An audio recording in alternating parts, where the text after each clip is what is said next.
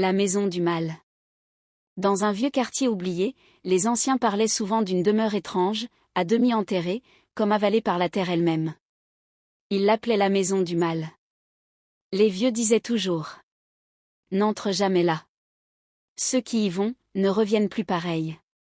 Mais un jeune homme de 18 ans, Nolan, refusait de croire ces histoires. Pour lui, c'étaient des légendes inventées pour effrayer les enfants. Vous dramatisez trop. Une maison, c'est une maison. Les anciens le regardaient en silence, avec une tristesse qu'ils ne comprenaient pas. Un soir, décidé à prouver qu'il avait raison, Nolan annonça: demain, j'entre dans cette maison. Je veux voir ce qu'il y a vraiment dedans. Le lendemain, il se rendit devant la demeure. La terre semblait vibrer autour du toit enterré, comme si quelque chose respirait dessous. Mais Nolan, fier, descendit les marches jusqu'à la petite porte sombre. Il poussa la vieille porte en bois.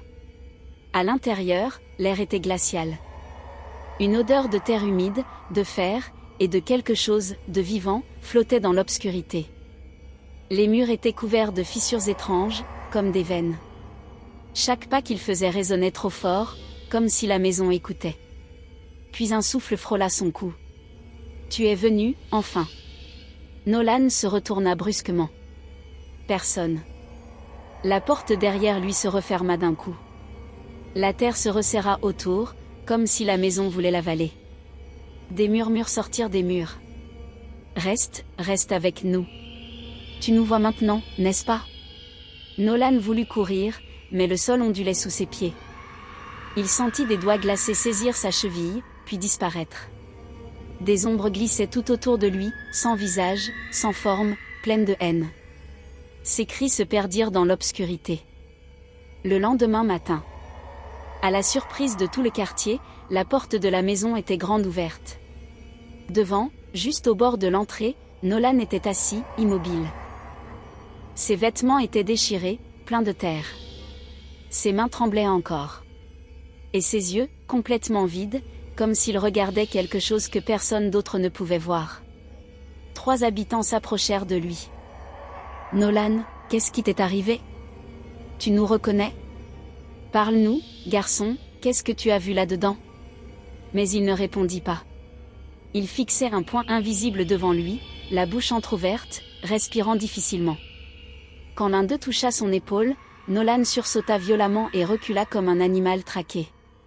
C'était clair, quelque chose en lui s'était brisé. Les jours suivants, Nolan n'était plus le même. Il errait dans les rues du quartier en plein jour, les yeux grands ouverts, murmurant des phrases incompréhensibles. Il courait parfois sans raison, comme s'il fuyait encore les ombres qui l'avaient poursuivi. Les enfants se cachaient quand ils le voyaient. Les adultes chuchotaient. La maison l'a pris. On lui avait dit de ne pas entrer. Et la maison, silencieuse, semblait attendre.